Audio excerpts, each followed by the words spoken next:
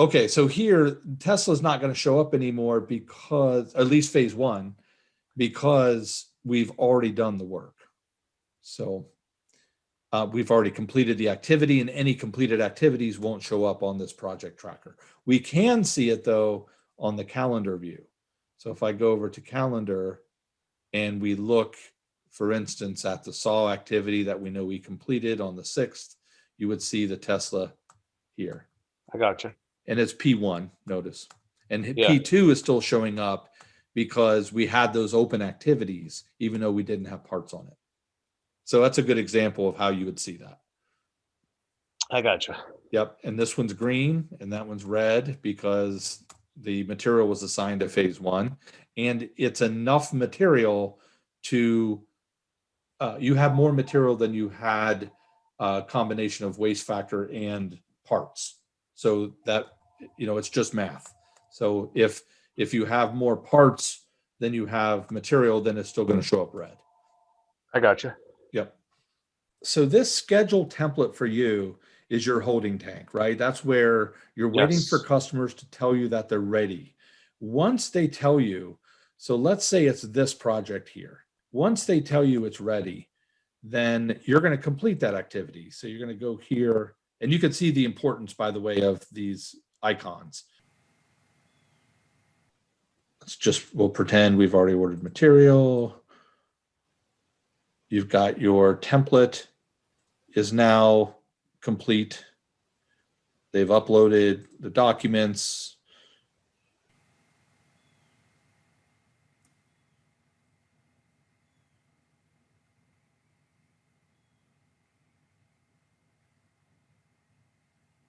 Okay, so I'm going to go back into your project and your project tracker.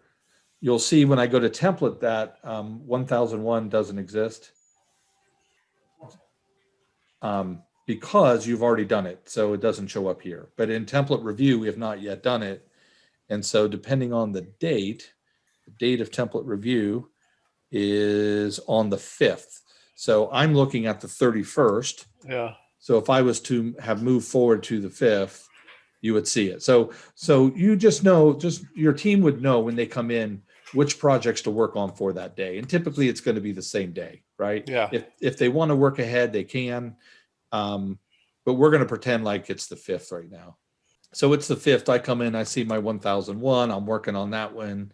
I know to work on, I click into it and I do the work of the template review, make sure no scope has changed. Or I don't need to charge them for anything else, etc. Come in and then I would complete my activity. You can complete the activity as well in the project tracker itself. So if I go close out of here, I'm back in project tracker, I can just click here and complete the activity. So now the next one is there, the CAD CAM. They're going to go in and do the programming. But theirs was on the 6th because it's a day after. Yep. So here's your 1001. They're working on the 6th. They click in, they do their work, they go into Communication Hub and they pull down their files and they do all the programming and do the steps with the material we talked about. And then when they're done, they mark it complete.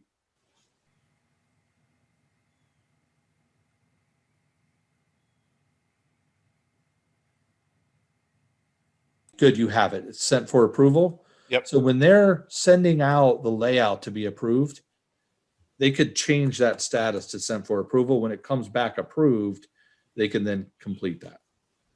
So now they complete that billing. There we go. Workflow. And you can say, okay, great. Well, today's the 6th. I'm going to cut this tomorrow. So you update the schedule and it updates the activities and off you go. So Perfect. Perfect. Yep.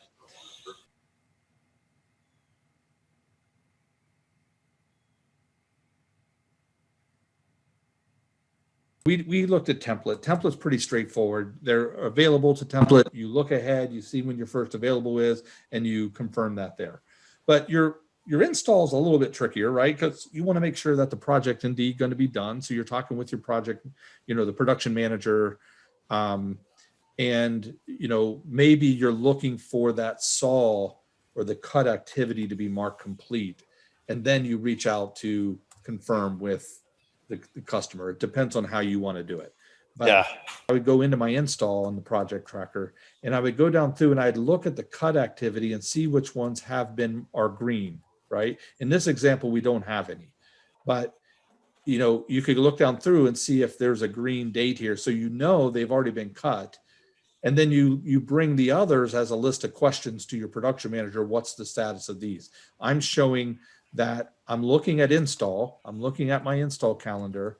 These are late because it was showing back on February 17th, but let's just pretend today's April 6th and this is showing April 6th. Or no, it's showing April 9th because you'd be looking at least 3 days, right? Yeah. Confirm. And you're saying, hey, look, I don't show these complete yet. Are they going to be done? And then, yes, let's say. So, okay, great. I would change my status here. I might have one that I would call ready to schedule. I might have a status called ready to schedule. And I would move all the ones that I'm 100% confident I can call and confirm and pick a date with them in a ready to schedule status. So once I have all those aligned, anything that's not going to be ready for me to schedule, I would move out to the next day. And then you'll go through the same exercise tomorrow to see what's indeed going to be ready to schedule. You would be left with just ready to schedules here on this day. Then I would go into the calendar on that day and I would pull up, and I think we're pretending this is the 6th. Yeah. So I would then click here. Only thing I would see is all my ready to schedule projects.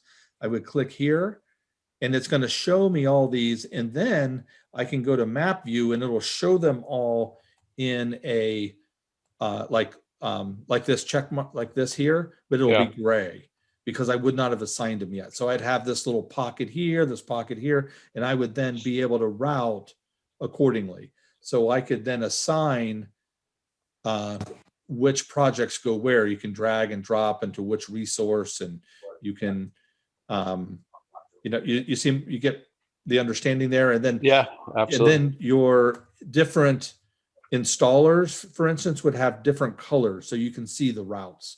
And you could see if you could pick up another one because there might be another gray pin somewhere and you could see the best way to do that.